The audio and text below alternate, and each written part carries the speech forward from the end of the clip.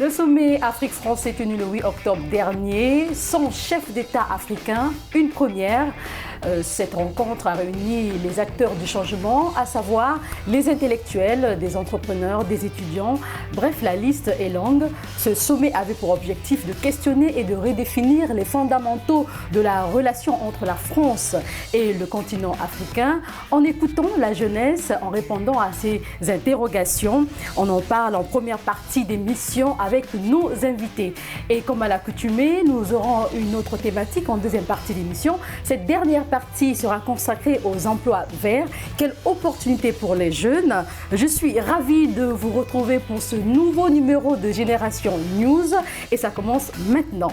Je reçois sur ce plateau Ibrahim.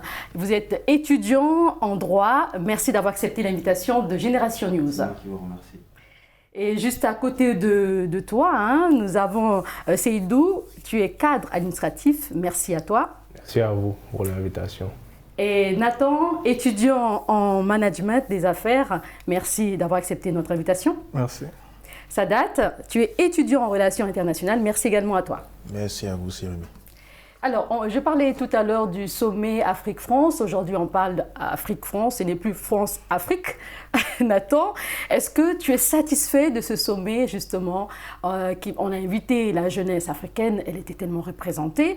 Est-ce que tu es satisfait, justement, de tout ce qui a été dit lors du sommet? Satisfait serait une antithèse. Dire que nous pouvons, ou je suis satisfait de ce qui s'est dit, ce qui s'est fait. Se serait trompé parce que, revenir au contexte déjà, nous sommes en train de parler d'un sommet entre un État et un continent. Déjà, c'est difficile à avaler comme pilule, mais ensuite, que ce soit dans le fond et dans la forme, peut-être la forme était belle.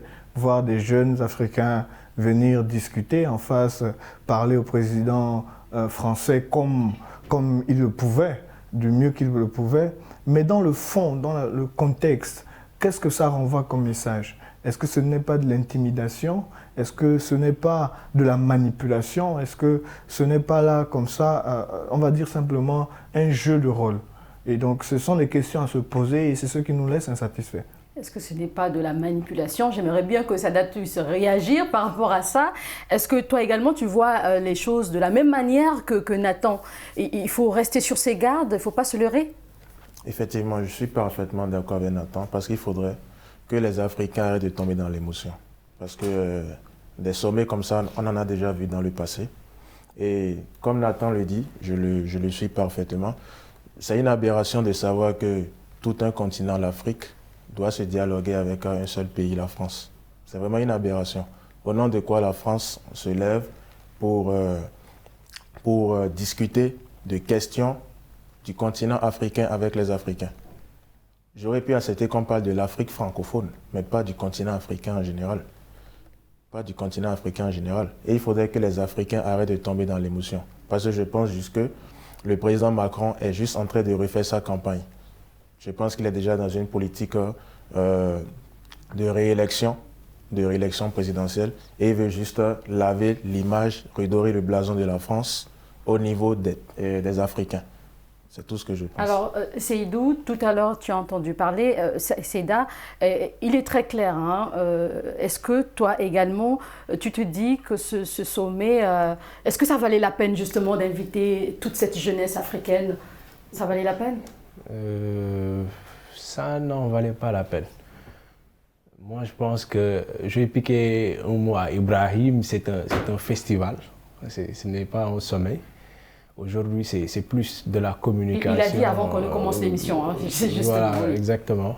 C'est un festival, ce n'est pas un sommet. Aujourd'hui, moi, je ne peux pas comprendre un pays comme la France qui invite 11 jeunes. Il y avait autour de cette table 11 jeunes pour parler carrément au nom de la jeunesse africaine. Pour parler des problèmes de l'Afrique. Moi, je pense, comme mes camarades l'ont dit, que c'est une grande aberration. Aujourd'hui, c'est plus dans la communication, dans une campagne politique prématurée. d'Emmanuel Macron, le président de la France. Juste pour vous dire qu'il n'a pas pris ce sommet-là au sérieux. Juste après le sommet, il est parti jouer au foot. Alors, quand tu dis qu'il n'a pas pris ce sommet au sérieux, on a quand même entendu la réaction de beaucoup de représentants de la société civile.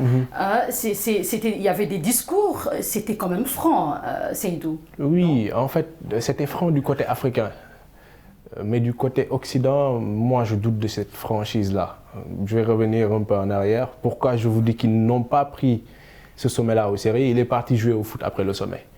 Après un aussi grand sommet que celui de la France et de l'Afrique, même si nous débutons ces termes-là, Macron aurait dû quand même prendre son temps pour exploiter tout ce qui a été dit. Aujourd'hui, moi, la question que je me pose, c'est sur quelle base ces jeunes-là, j'ai beaucoup apprécié leur discours, sur quelle base ils ont été carrément choisis? Sont-ils réellement jeunes? Parce qu'aujourd'hui, en Afrique, vous allez voir une personne qui a 40 ans et se réclamer toujours jeune, aller dans beaucoup de pays africains, on vous nomme ministre de la Jeunesse, vous parlez pour la jeunesse, vous avez plus de 50 ans. Aujourd'hui, il faut que ça change. Sur quelle base ces personnes-là ont été choisies? Un grand auteur disait, la raison, Hélène, l'émotion est nègre. Excusez-moi du terme, c'était la bamboula lors de ce sommet-là. On nous a appris un cuisinier africain, il y avait des chanteurs africains. Dans la salle, si vous faites bien attention, il y avait beaucoup plus d'Afro-Américains, d'Africains que de Français. Donc, c'était un discours, un sommet uni. Moi, je dis que c'était un sommet unilatéral. Ibrahim, voilà. Tout à l'heure, je pense que c'est Sadat qui disait que ce n'est pas un premier sommet. France-Afrique, on va dire que ce n'est pas un premier sommet, mais quand on voit les choses, certaines personnes, justement, nous disent d'un nouveau sommet Afrique-France. Est-ce que pour toi, c'était vraiment une opportunité pour les jeunes de poser des vraies questions? Je pense que c'était plus une opportunité pour le président Macron que pour les jeunes Africains. Déjà, comme les autres l'ont dit avant moi, quelle est la légitimité des personnes qui y sont allées? Elles ont été choisies sur la base de quoi? Pour dire quoi? Le continent africain, c'est 54 pays. Est-ce que ces jeunes étaient représentatifs de tous les problèmes que rencontre le continent? Sur la base de quoi ils ont été choisis? Moi, c'est une question que je me pose. Si je reviens sur les intervenants, déjà les deux premières intervenantes, leur discours était formidable. Tout de suite, elles ont mis en avant le fait qu'elles étaient franco-malgaches. Et franco, dans le cas de la deuxième, j'oublie le pays derrière, mais tout de suite, elles ont mis en avant le fait qu'elles étaient françaises et africaines. Bon, donc c'était plus un sommet qui faisait une ode au métissage. C'était un sommet pour la France. Donc je pense que c'était positif, mais pour la France. Mais elles ont représenté également la diaspora. J'ai pas le sentiment qu'elles aient particulièrement représenté la diaspora, dans la mesure où, dès les premiers instants, ce qui était mis en avant, c'était qu'il fallait faire évoluer la relation France-Afrique. Ce n'est pas le but, ce n'est pas l'aspiration première de la jeunesse africaine aujourd'hui. L'aspiration première de la jeunesse africaine, c'est de se développer, et ça n'est pas fait dans le giron de la France. On veut se développer en tant que nation, en tant qu'État, en tant que continent, et derrière le rapport qu'on a à la France, il est totalement à redéfinir, mais les termes qui ont été choisis, c'était un festival, c'était une fête. Déjà dans l'aspect pratique, dans l'aspect factuel, tout était mis en place pour présenter une fête en fait. C'était une fête qui était organisée, c'était un formidable coup de marketing pour le président Macron. On a invité des artistes qui ne traduisent rien en termes d'engagement pour l'Afrique. Singila, Fior de Bior, que j'écoute d'ailleurs quand je vais m'amuser d'ailleurs, mais il y a des artistes qui sont beaucoup plus engagés. Dans le choix de la société civile, c'est un mot aujourd'hui dans lequel on pourrait mettre tout et n'importe quoi. Dans le choix de la société civile, il y a quand même aujourd'hui des personnes qui, de par leur engagement, ont fait montre d'une réelle verve, d'une réelle volonté de faire changer les choses. Et ces personnes-là n'y étaient pas conviées. C'était un débat aseptisé. On a dans le cas du Sénégal l'organisation Y en a marre. Il n'y avait aucun représentant. Nathalie Yamb n'y était pas. Kémy Séba n'y était pas, donc j'ai pas le sentiment que les personnes qui étaient représentaient particulièrement la jeunesse. Il y a eu donc, on n'a pas vu tout le monde, justement on ne pouvait pas inviter tout le monde. Alors Nathan, justement je m'adresse à toi, il y a eu des discours. Et on a vu sur la toile, en tout cas, beaucoup de personnes ont apprécié certains discours. Je vais nommer ici Rahim Wende Elda Kwama, a tenu un discours que beaucoup, justement, ont apprécié. Je vais quand même citer, j'ai noté quelques points. Elle dit « On veut des partenariats qui soient clairs, transparents, où nous aussi, on peut parler, on a notre mot à dire, on peut aussi agir et on peut mettre aussi de l'intellect et des ressources financières sur la table de la discussion. » Fin de citation. Je me suis arrêtée là. Est-ce que pour toi, aujourd'hui, il faudrait reconsidérer cette jeunesse africaine, qu'elle soit présente dans les instances de décision? Alors, ce que Elda a dit lors du discours, donc, que l'Afrique aujourd'hui peut mettre les moyens intellectuels, moyens financiers, moyens émotionnels sur la table de la discussion. Est-ce que dans les faits, c'est possible? Là, on parle là de la jeunesse. Vous voyez, on va prendre des exemples typiques. Le cas de l'Asie et des pays des dragons, c'est-à-dire Singapour, Shanghai si vous voulez, et même aujourd'hui la Corée. Ce sont des pays qui se sont développés au travers de leur jeunesse, au travers de l'entrepreneuriat, au travers d'une promotion des services, etc. Ce sont de bons exemples pour l'Afrique qui ont su prendre ce que l'Europe a enseigné, métisser avec leur culture, parce qu'il faut préciser, ce sont des pays très culturels, qui ont pris avec leur culture et qui ont métissé cela avec la force de leur jeunesse pour créer aujourd'hui de grandes puissances. Lorsque vous allez à Singapour, c'est magnifique, vous allez en Corée, c'est magnifique. Aujourd'hui, ces pays peuvent discuter, la Corée peut menacer les États-Unis par exemple. Qu'est-ce qui fait ça? C'est la puissance de la jeunesse, la puissance de l'intellect, aussi la puissance financière. Mais est-ce qu'aujourd'hui, l'Afrique, entre griffes, est assez indépendante financièrement? Il faut déjà commencer par les bases, par le commencement. Est-ce qu'on a déjà rompu cette dépendance économique aujourd'hui? L'Afrique a les moyens, c'est vrai. Moi, je prends l'exemple des pays qui ont été des martyrs, tels que Cuba, qui ont accepté de souffrir, mais pour se développer. Malgré l'embargo économique, est-ce que les Africains sont prêts à subir ça, à accepter ces sacrifices-là? Parce que c'est vrai de dire on peut mettre sur la table, on peut faire, on peut dire, mais est-ce qu'on est prêt à accepter les sacrifices derrière? C'était un discours trop fort, mettre des ressources financières sur la table, c'était trop fort d'après toi? Non, je ne pense pas que c'était trop fort. Je pense que c'était bien dit et bien pensé, bien voulu, mais parce qu'il faut se rendre compte que derrière chaque action, il y a des réactions. Et derrière chaque réaction, ou je vais dire, derrière, il faut accepter les sacrifices. Parce que si vous tenez tête à la France, si vous tenez tête à l'Occident, je veux dire, il y a des représailles. Il y a des exemples clairs. Il y a le cas de l'Irak, il y a le cas de la Libye, il y a le cas de Cuba, je disais tout à l'heure, il y a le cas de la Corée. Il y a des représailles derrière.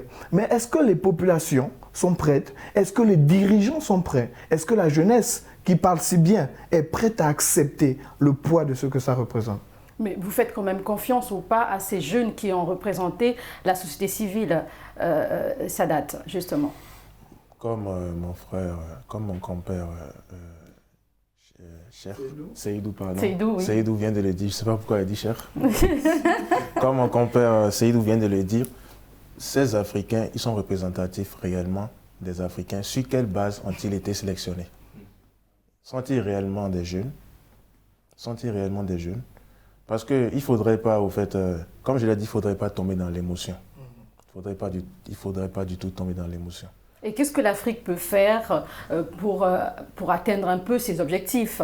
Parce qu'on a tellement d'attentes, beaucoup de jeunes ont des attentes. Tout à l'heure, Nathan parlait des États-Unis. Aujourd'hui, on n'a pas un sommet France-Amérique ou France-Asie, mais on sait quand même qu'il y a un sommet Afrique-France. Est-ce qu'aujourd'hui, la jeunesse doit compter sur la France ou bien plutôt réfléchir à autre chose? Déjà, ce qu'il faut savoir, c'est que nous avons déjà une histoire, et ça, c'est quelque chose qu'on ne peut pas changer. Nous avons une histoire très indélébile avec la France, de par la colonisation, l'esclavage, la traite négrière et tout.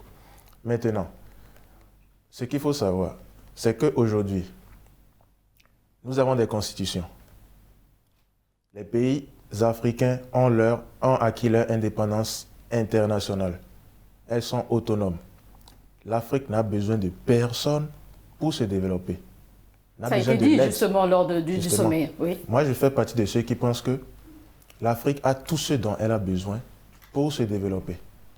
Nous avons la population la plus jeune du monde, nous avons des ressources naturelles, nous avons également un potentiel local, un capital humain comment dirais-je, très important. Nous avons également la diaspora aussi, qui joue un rôle vraiment important aussi. Et voilà, moi je fais partie. Nous avons aussi le financement. Je pense que voilà, en Afrique, si nous savons nous y prendre, nous pouvons trouver le financement. Et comme je l'ai dit, il faudrait que l'Afrique arrête de tendre la main à l'Occident. Comme on le dit, comme un adage africain le dit, la main qui donne est toujours au-dessus de celle qui reçoit. Et lorsque la France ou l'Occident donnera toujours à l'Afrique, l'Afrique sera toujours esclave de l'Occident. Est-ce qu'il ne faudrait pas, je m'adresse à toi, Seydou, des telles rencontres, mais ici, en Afrique, pour discuter des questions qui nous concernent? Oui, au lieu que ça soit Afrique-France, comme on le dit, ou France-Afrique. Des rencontres ici avec qui? Si ce sont des rencontres ici même, parce que le lieu importe peu pour moi, mais les gens qui doivent se rencontrer beaucoup plus. Si on doit se rencontrer ici en Afrique, avec la France, ça revient au même. Ça devient encore un autre coup de communication, un autre coup de marketing politique. Mais si on doit ici se rencontrer entre Africains, aujourd'hui, ce qu'il y a lieu de faire, c'est une conscientisation massive des populations. Aujourd'hui, un peuple qui n'est pas éduqué, le premier challenge, c'est d'abord de relever le niveau d'éducation et d'alphabétisation, de l'adopter à nos réalités, à nos cultures, avant d'aspirer au développement. Aujourd'hui, on donne beaucoup de bourses aux Africains. Qu'est-ce que ces Africains-là vont faire en Occident? Ils vont juste aller étudier, ils ne vont pas s'en limiter à ça. Ils ont d'autres mentalités, d'autres visions. C'est à travers cette éducation-là que l'Occident exerce toujours une domination sur l'Afrique. Aujourd'hui, pourquoi ce sommet a eu lieu avec les jeunes? Les gens se sont posé cette question-là. La France a fait des sondages.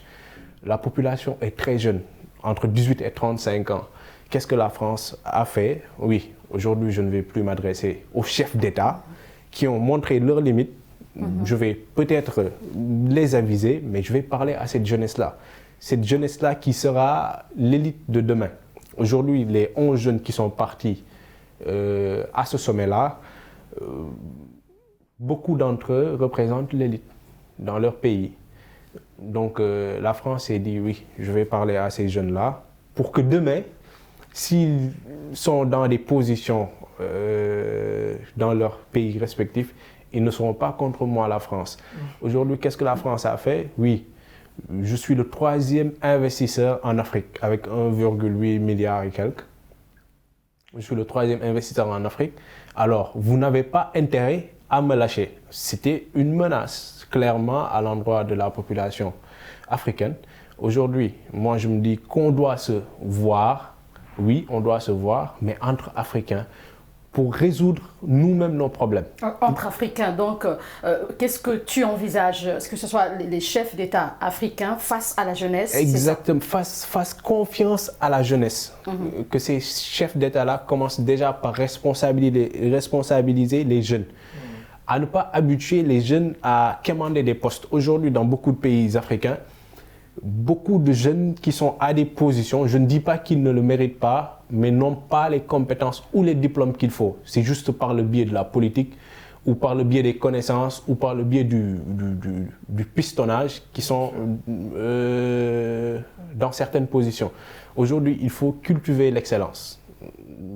Commencer par le haut, du haut au bas. Il faut mettre la personne à la les place bonnes personnes aux bonnes places. Et ça commence avec les jeunes. Ça commence avec les jeunes. Aujourd'hui, je suis d'accord qu'on se voit entre Africains pour réfléchir sur les problèmes de l'Afrique, pour penser, PANSER, les plaies de l'Afrique par nous-mêmes. Aujourd'hui, il y a deux possibilités. Soit on reste département français, entre guillemets, où on prend carrément notre indépendance avec toutes les difficultés que ça comporte. Oui, lâcher la France comporte beaucoup de risques. Il y aura beaucoup de conséquences, mais je pense qu'il faut déjà souffrir. Et après la pluie, c'est le beau temps. On doit accepter de souffrir, prendre sur nous-mêmes, travailler pour aspirer au développement. Est-ce que ça se fait pas justement ce qu'il est en train de dire? Il faut que la jeunesse se lève. Est-ce que déjà en Afrique, on ne voit pas justement cet engouement-là, Ibrahim? En vérité, le sommet auquel on a assisté répond justement à une aspiration du continent, c'est-à-dire que l'idée n'est pas venue comme ça chez Emmanuel Macron. La société civile africaine, depuis quasiment 5-6 ans, se mobilise constamment sur des questions importantes. C'est la société africaine, c'est la société civile africaine, particulièrement la jeunesse, qui a ramené le débat du franc CFA sur la table. Donc aujourd'hui, en fait, ce sommet n'est qu'une réponse à cette mobilisation de la société civile africaine. Et justement, dans la forme, c'est quelque chose de formidable, ce sommet, parce que finalement, on a assisté à une cooptation des personnes par le pouvoir français. C'est-à-dire que la société africaine se mobilise depuis 5 à 6 ans sur des questions importantes, sur des enjeux importants. Et comme les représentants, en tout cas des personnes qui ont le plus d'assentiment populaire sur ces questions-là, sont des personnes qui sont de façon virulente opposées à la France, le pouvoir français a choisi de coopter des jeunes à qui on a donné finalement des éléments de langage. Est-ce que tu penses qu'il y a eu une concertation bien évidemment, et tout cela a été fait. Le président Macron s'attendait déjà à tout ce qui a été dit. Bien sûr, et tout cela a été fait dans la forme, déjà, c'était la personne qui chapeautait tout ça, c'était M. Achille Bembe, qui est un professeur qui, il y a quelques années, écrivait des livres formidables, notamment un livre qu'il avait fait sur l'Afrique, en ce sens qu'elle ne devait plus être esclave de la France, en tout cas mentalement. Et là, on assiste finalement à un revirement de situation totale, une volte-face complète à la face du monde, puisque c'est finalement M. Achille Bembe qui était quelque part l'arc-boutant au niveau de la mise en place de ce sommet-là. Mais pour revenir à ce que tu as posé comme question tout à l'heure, à savoir est-ce qu'il fallait qu'on refasse ce sommet à échelle africaine, je tiens à dire que déjà dans la forme, ce qui s'est passé, c'est quelque chose de très grave. C'est-à-dire qu'on a assisté à un sommet où finalement un président d'un État discutait non seulement avec l'ensemble des pays d'un continent, mais pire encore, avec la société civile de ce pays. Je tiens à rappeler, et ça va faire écho à notre ami qui fait relations internationales, que Emmanuel Macron, il est le président d'un État. Et ça veut dire que les rapports que Emmanuel Macron entretient avec d'autres États sont des rapports entre États. Donc il fallait quand même inviter Emmanuel les chefs Macron, d'État africains. Bien évidemment, ce sont ces interlocuteurs. On ne pouvait pas organiser ce sommet sans la présence Voilà, ce sont ces interlocuteurs privilégiés. C'est-à-dire qu'il doit discuter d'État à État. Sinon, s'il a envie de parler avec des jeunes, il parle avec les jeunes français. Est-ce que ce n'était pas pour lui une innovation, le fait d'inviter la jeunesse africaine sans les chefs d'État africains? Parce qu'avant, on a observé les sommets, il n'y a pas eu de changement pour certaines personnes, en tout cas, qui le disent. Nathan, est-ce que c'est pas vraiment, c'est pas innovant ça? L'idée n'est pas mal. Sur la forme, tu es d'accord, mais le problème c'est sur le fond. C'est sur le fond. Oui. Et il faut se poser les bonnes questions. Le problème déjà ici, c'est que les jeunes qui ont été choisis ont quel pouvoir de décision? Première chose. Mais les jeunes se sont exprimés. Oui, ils se sont exprimés. Dans la forme, c'était beau. Par exemple, le cas d'Elda. Elle a prouvé au monde qu'une femme peut s'exprimer avec virulence, et avec beaucoup de fermeté. Et ce qu'elle disait n'était pas très mal, n'était pas si mal que ça. Le cas de la marmite, le cas justement de on peut agir, on peut penser, on peut mettre des ressources. Le président Macron a répété tout au long de ces instants-là. Sur la forme, ils ont montré qu'il y a une jeunesse africaine qui peut parler, qui sait s'exprimer, qui a de l'intellect. Oui, ça c'est bien sur la forme. Mais sur le fond, dans le long terme, quel est le pouvoir décisionnel de ces jeunes-là? Première question. Même lui-même, le président, il y a des limites en termes de décision. Si on veut changer les choses, on va le dire, s'il faut changer les choses sur le long terme, il faudrait déjà que le président soit capable de faire asseoir les opérateurs économiques français qui décident en Afrique. On ne va pas citer les noms. Qui prennent des décisions en Afrique pour des États. Et ces sociétés sont des sociétés-États qui ont du pouvoir au-delà même du pouvoir du président. Ça, c'est des questions à régler. Il faut soumettre des problèmes à nos chefs d'État.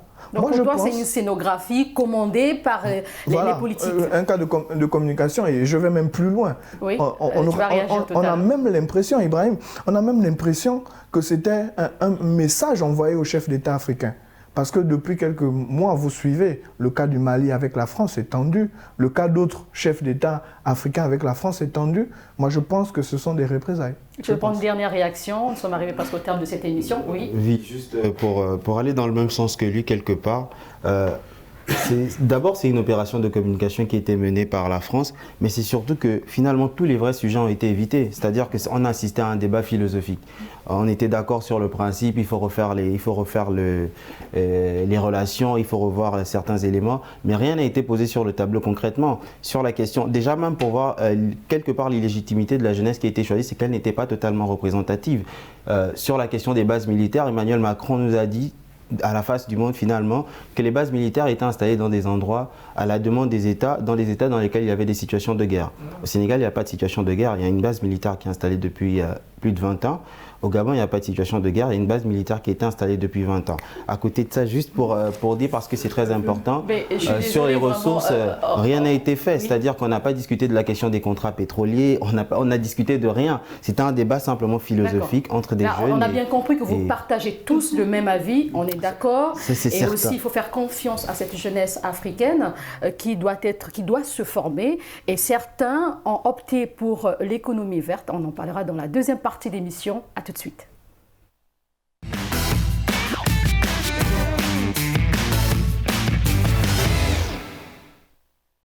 Bienvenue dans la seconde et dernière partie de Génération News. Je suis toujours avec mes invités. Nous parlons bien entendu de l'emploi vert. Quelle opportunité pour les jeunes. Alors, on va également parler de l'entrepreneuriat vert, qui est donc l'ensemble d'activités qui concernent la protection de l'environnement, la gestion des ressources naturelles, également les activités transversales. Je vais m'adresser à toi, Seydou. On dit que l'avenir est aux emplois verts. Est-ce que tu partages cet avis? Clairement, je partage cet avis. L'avenir est aux emplois verts. Selon l'OIT, il y aura plus de 60 millions d'emplois verts, selon l'OIT, d'ici 2060 en Afrique. Donc, c'est un secteur d'avenir, prometteur d'avenir en Afrique. Mais il faudra avoir un regard par rapport à notre contexte. J'en ai parlé, ce qui nous renvoie déjà à notre thème, au premier thème. Au premier thème, si on ne connaît pas nos contextes, il sera très facile pour quelqu'un d'autre de définir qu'est-ce qui est un secteur d'avenir pour nous ou pas. Aujourd'hui, l'Afrique est le continent le moins pollueur au monde. Je pense qu'il serait plus avantageux de créer des emplois dans le domaine de... Oui, effectivement, c'est le continent qui subit le plus la pollution. Oui, qui est moins pollueur, qui subit le plus. Aujourd'hui, il serait plus intéressant de créer des emplois. Certes, c'est toujours dans le milieu vert, dans l'agriculture, dans la transformation. C'est toujours ce sont toujours des emplois verts, mais pas comme on l'entend. Aujourd'hui, il y a beaucoup de bourses qui sont données, emploi vert, environnement durable, mais je pense qu'on n'a pas trop besoin de ça ici en Afrique. Alors, quand tu dis qu'on n'a pas trop besoin de ça, est-ce que tu peux me faire comprendre? Oui, je peux bien vous faire comprendre. Aujourd'hui, nous de nature, on est vert. Si on vous dit, oui, économie verte, quand on vous dit d'économiser, c'est comme si il y avait un manque déjà. Si on ne manque pas de soleil, on ne manque pas de... il y a beaucoup d'air, nos ressources sont quasi inexploitées. Donc, on ne peut pas venir nous parler d'économie. Ça arrange beaucoup plus. D'économie verte. D'économie verte. Oui. Aujourd'hui, c'est toujours dans l'intérêt de l'Occident. Quand on vient nous imposer ou nous parler de nouveaux concepts, nous, depuis l'ère des temps, il y a toujours eu de l'économie verte en Afrique. Allez dans les forêts du Gabon. dans les forêts du Gabon, dans d'autres pays. Il y a des forêts à perte de vue, mais il y a quand même sans aussi déforestation. Des opportunités, c'est vrai. Oui, il y a des opportunités. Je peux comprendre oui, ton avis, je suis d'accord. mais tout à l'heure, je parlais justement des opportunités. Aujourd'hui, est-ce que tu ne penses pas que ce secteur est prometteur? Oui, il y a beaucoup d'opportunités, mais il faut relativiser. Aujourd'hui, nous, on a beaucoup plus besoin d'emplois dans le secteur agricole, par exemple, que dans le secteur d'économie verte, environnement durable, etc., entre autres. Aujourd'hui, il serait beaucoup plus bénéfique de créer beaucoup d'emplois dans l'agriculture, soutenir les agriculteurs, que d'investir, par exemple, dans l'énergie solaire, dans l'éolienne ou ailleurs. Aujourd'hui, l'Afrique a beaucoup plus besoin de ça. Certes, il y a beaucoup d'entreprises, d'entrepreneuriat, d'initiatives du côté des jeunes allant dans ce sens-là, que nous saluons au passage, mais il faudra aussi créer un écosystème qui encourage carrément ces initiatives-là. Alors, Ibrahim, on est bien d'accord que l'Afrique est le continent le moins pollueur, mais est-ce que tu penses qu'aujourd'hui, les jeunes Africains, puisqu'on est jeunes, on va parler des jeunes Africains, prennent conscience des enjeux environnementaux aujourd'hui? Moi, je pense que si, les jeunes en général prennent conscience du contexte qui est le nôtre. Le monde est un peu à la croisée des chemins en termes de pollution, et donc forcément, il y a quelque chose à faire. Mais par contre, si on doit simplement s'axer sur le contexte africain, effectivement, c'est une filière qui pourrait être menée à son terme et qui pourrait créer de l'emploi. Mais il faudrait qu'on évite de faire quelque chose qui est fait depuis 60 ans en Afrique, c'est-à-dire qu'on ne fait pas de planification. Alors les emplois verts, d'accord, mais il faudrait qu'on les planifie. Dans quel domaine précisément ? Quels sont nos besoins? Ça évite de s'investir tout azimut dans ce domaine-là et finalement, voilà, de ne pas taper juste en fait. Donc je pense qu'il faudrait planifier. Comme il a dit, déjà, il faut noter que la pollution est essentiellement liée à l'industrialisation du monde. Alors si on va de ce principe, le continent le moins industrialisé, c'est quand même l'Afrique. Donc il serait quand même anormal de demander à ce continent-là, qui dort sur un sous-sol plein de richesses à n'en plus finir, de faire abstraction de ces richesses et de se lancer pleinement dans les énergies renouvelables. Je pense donc qu'il y a d'autres domaines dans lesquels on pourrait axer justement nos investissements. En termes de recyclage par exemple, oui. on a le malheur de vivre dans un continent sur lequel généralement nos capitales sont sales, nos villes sont sales, il y a du plastique à n'en plus finir, excepté le Rwanda qui... Il y a un effort qui se fait derrière aussi quand même, hein, dans certaines villes africaines. En tout cas, ça ne se fait pas encore ressentir, excepté effectivement le cas de Kigali au Rwanda, qui est un formidable exemple. Les capitales africaines sont encore très, très sales. Donc je pense que le secteur du recyclage, déjà plastique, si l'État mettait les moyens dans ce secteur-là, ça pourrait déjà, quelque part, apporter une première solution par rapport au problème de salubrité qui se pose. Est-ce que cela devait départir de l'État, justement, ces initiatives? Déjà, parlons des initiatives.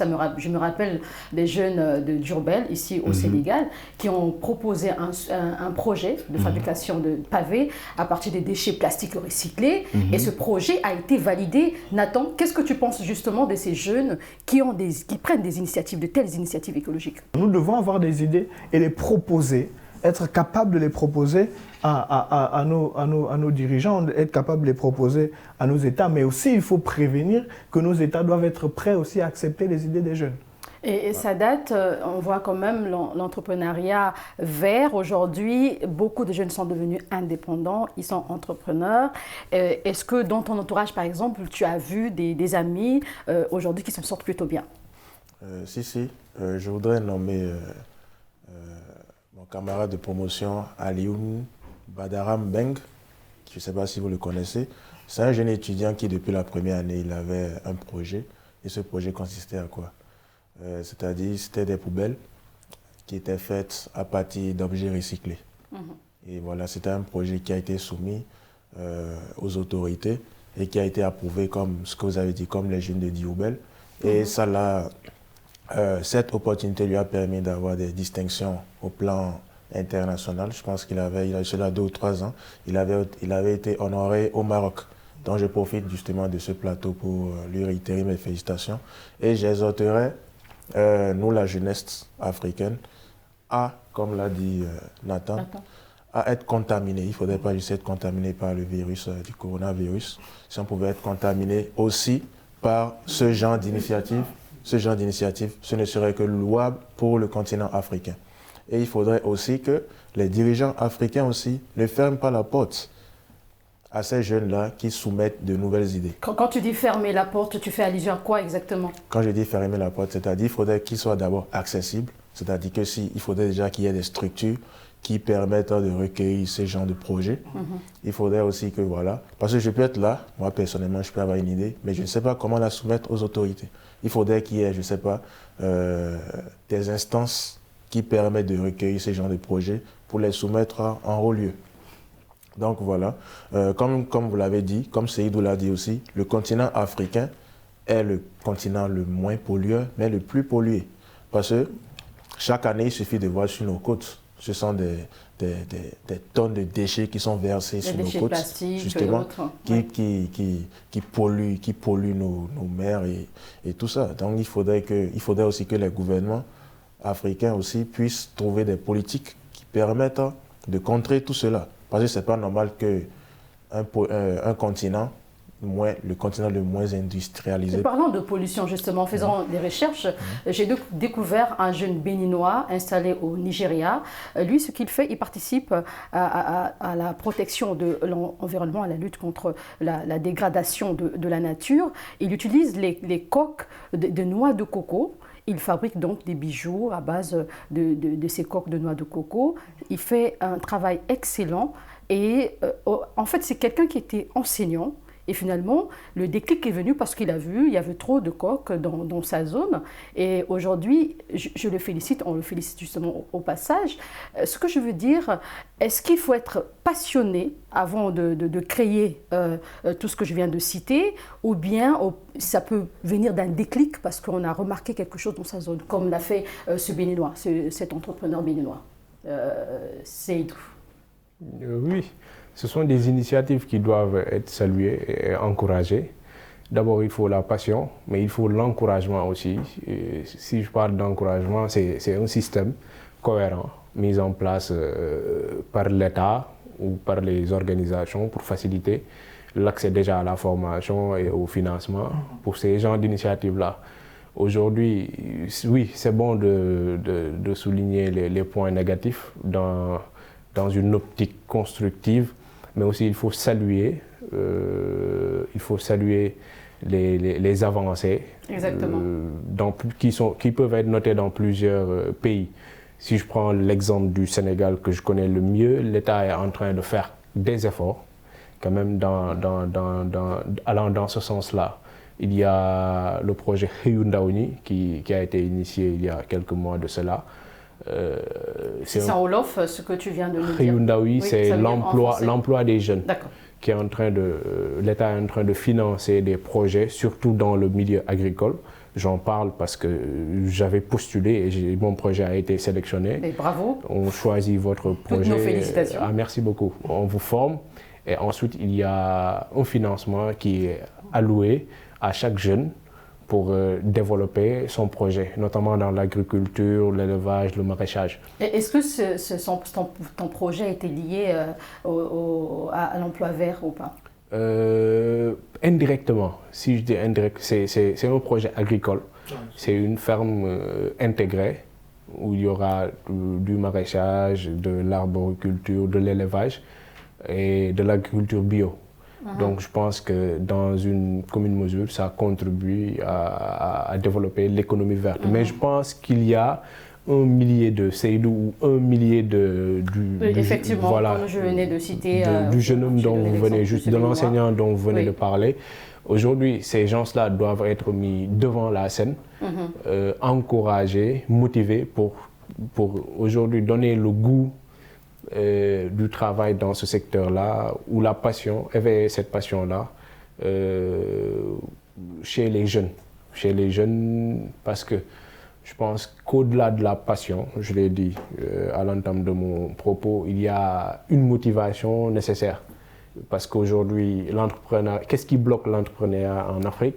C'est la lourdeur administrative, les lenteurs, il faut connaître ceci, connaître telle personne pour avoir tel papier.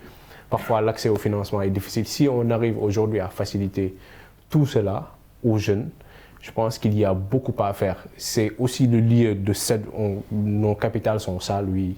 Je suis d'accord, nos villes sont sales, mais il y a quand même des efforts qui sont en train d'être faits. Ibrahim, tout à l'heure, Seydou parlait de l'accompagnement et aussi j'ai parlé de la passion. La jeunesse a besoin de cette formation-là et de l'accompagnement. Si je reviens à mon propos dès le départ, comme je disais, c'est une question de planification. Effectivement, il faut se former, mais il faudrait que justement l'État puisse mettre les moyens en place pour se former dans ces domaines-là.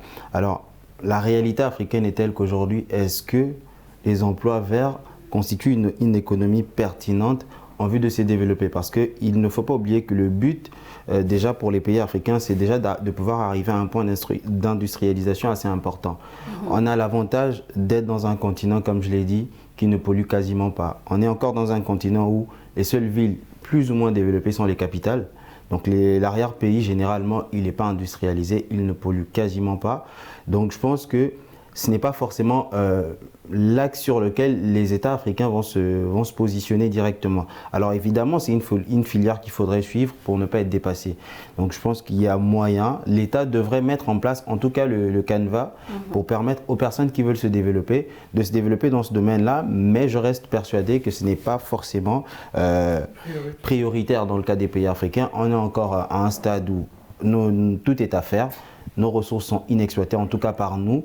S'il faudrait former des jeunes, c'est déjà pouvoir former des jeunes pour nous-mêmes pouvoir extraire notre pétrole par exemple, le raffiner et le commercialiser, plutôt que de rester dans un format, et ça va, il en va de même pour l'ensemble de nos productions. Si on prend le cas de la Côte d'Ivoire, pays producteur de cacao, il ne transforme quasiment pas le cacao. Le Sénégal avec l'arachide, on peut faire le même constat. Mais l'énergie fossile est épuisable justement. C'est épuisable, mais pour l'instant, on en a encore. C'est trop facile de dire que comme ça peut s'épuiser, il ne faudrait pas qu'on s'axe là-dessus. Je pense qu'on en a encore. On a encore des richesses à n'en plus finir, à l'instant où nous parlons. Et c'est plutôt même un défi pour les pays africains. Parce que lorsque je vois le cinéma qui est fait par certains présidents africains dans des sommets concernant la pollution. Les énergies renouvelables, quand même, c'est une solution quelque part. Il faut penser à des alternatives. Et aujourd'hui, beaucoup de pays l'ont compris. Et beaucoup d'entrepreneurs jeunes africains l'ont compris. Aujourd'hui, ils ont mis en place des structures. Je veux bien. Et c'est louable d'ailleurs. Faudrait pas qu'on jette le propre d'ailleurs. Je ne dis pas que c'est négatif. Je dis simplement qu'en termes de priorisation des choses, on en est encore à un stade où il faudrait faire évoluer le continent sur bien des aspects. On ne va pas se lancer tout azimut sur les énergies renouvelables alors qu'on ne contrôle pas notre sous-sol. On en est encore au stade où nos richesses partent de façon brute. Il serait peut-être plus intéressant pour les États de s'axer sur la formation des jeunes dans ces domaines-là avant de pouvoir déjà anticiper sur une ressource qui n'est pas encore totalement... Est-ce que Nathan, tu partages son avis justement? Je ne sais pas si ça sera un oui ou un non. Et si c'est un oui, j'aimerais bien vous écouter, que ce soit toi ou Sadat, sur les solutions. Qu'est-ce que vous préconisez à la place? Alors, allons dans le sens d'Ibrahim. Il faut comprendre que nous ne sommes pas industrialisés. On ne peut pas penser déjà directement à l'économie verte. C'est-à-dire, on passe d'abord, c'est un processus de développement. On passe par le développement avant d'arriver au développement durable. Or, l'Afrique ne s'est pas encore développée. On a sauté les étapes. On a sauté les étapes et on veut nous imposer un développement durable par le moyen de la COP.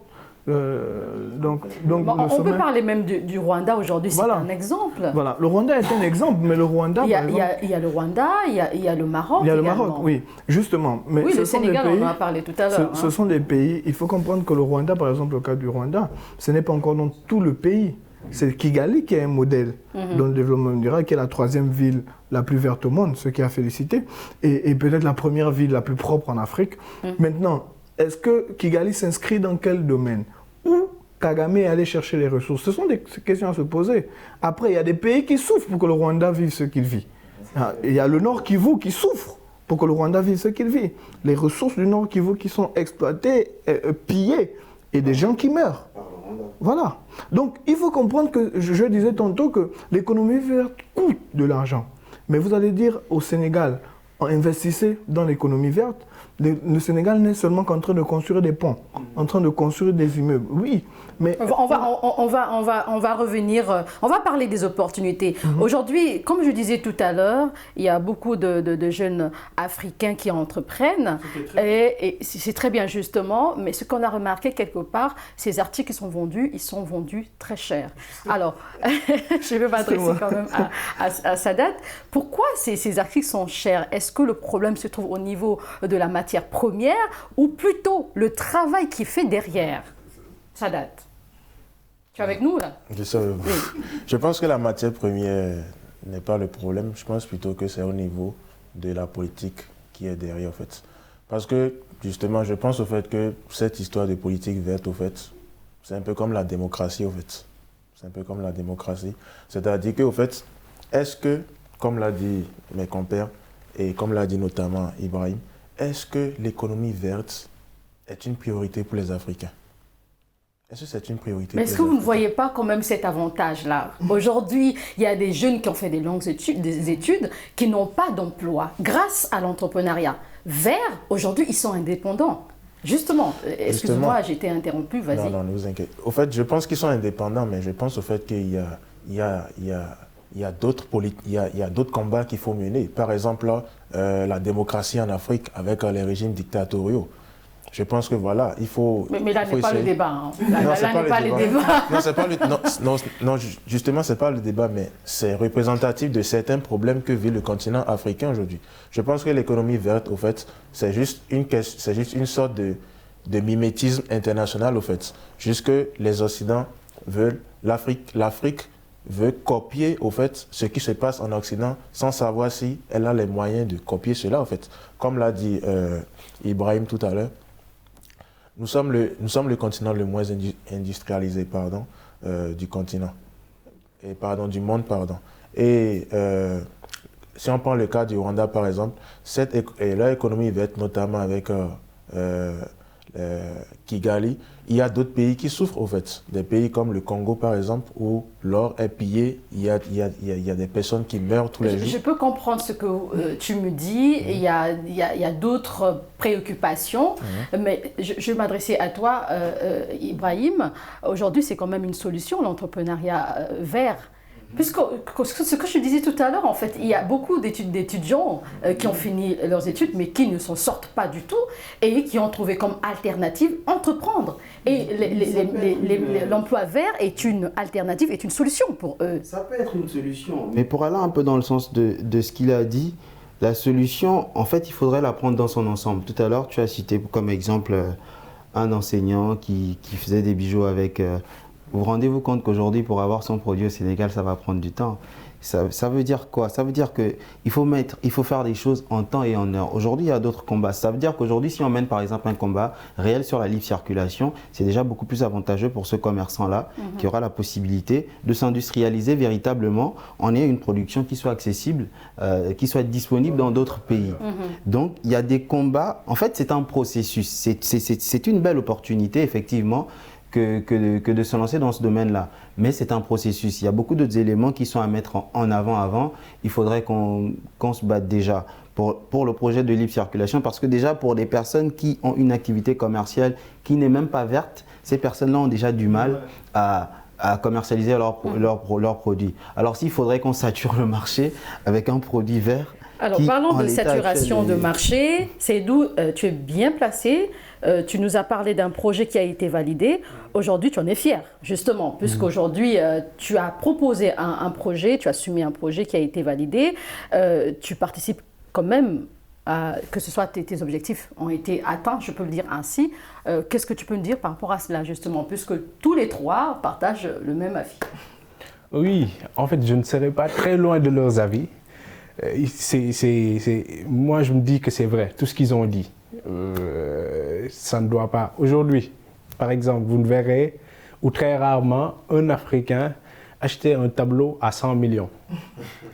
Vous ne pouvez pas, par exemple, venir et demander à un père de famille d'arroser un arbre devant chez lui, alors qu'il parvient difficilement à obtenir la dépense. Donc, aujourd'hui, comme l'a dit Sadat, on ne doit pas verser dans le mimétisme international. Certes, il y a des efforts à faire. Quelqu'un l'a dit tout à l'heure, on doit suivre ce domaine-là pour ne pas être dépassé. Mais on ne doit pas quitter des yeux nos priorités. On est très, très en retard. Il est de notoriété publique que le monde numérique, les serveurs, les ordinateurs et tout ce qui va avec, pollue beaucoup plus que l'usage du papier. Alors qu'on a voulu nous vendre que le papier, la production ou l'utilisation du papier, polluait. Aujourd'hui, il faut faire très attention dans les termes et être très regardant. Être très regardant par rapport à ce qu'on nous vend. Ces jeunes Africains qui entreprennent. Félicitations à tous ces jeunes. C'est un plaisir de vous avoir sur ce plateau. C'est la fin de cette émission. À l'instant, Seydou, tu es cadre administratif. Juste à ta droite, nous avons Ibrahim, tu es étudiant en droit. Merci d'avoir accepté notre invitation. Alors, c'est vrai que je ne t'ai pas remercié. Je t'ai remercié, mais je ne t'ai pas laissé parler. Merci beaucoup d'avoir accepté notre invitation. C'est moi qui vous remercie, c'est moi. C'est un plaisir, hein. Surtout de partager ce plateau avec ses compères, ses camarades africains. Je suis très content aujourd'hui parce que je rencontre des jeunes avec qui je peux échanger, avec qui j'ai des idées pareilles. On a des idées communes et je pense que c'est déjà bien. C'est un très grand plaisir de. Et Sadat, tu es étudiant en relations internationales. Merci à toi également. Merci à vous, Sirimi. Et je vous exhorte à continuer par donner la possibilité aux jeunes de s'exprimer, car vraiment, la jeunesse africaine a besoin de s'exprimer. Nathan, merci à toi. Tu es étudiant en management des affaires. Merci. Merci à Ibrahim, merci à Seydou, merci à Sadat aussi. Merci à vous d'avoir suivi ce numéro de Génération News. Prenez soin de vous et on se dit à très bientôt sur Média.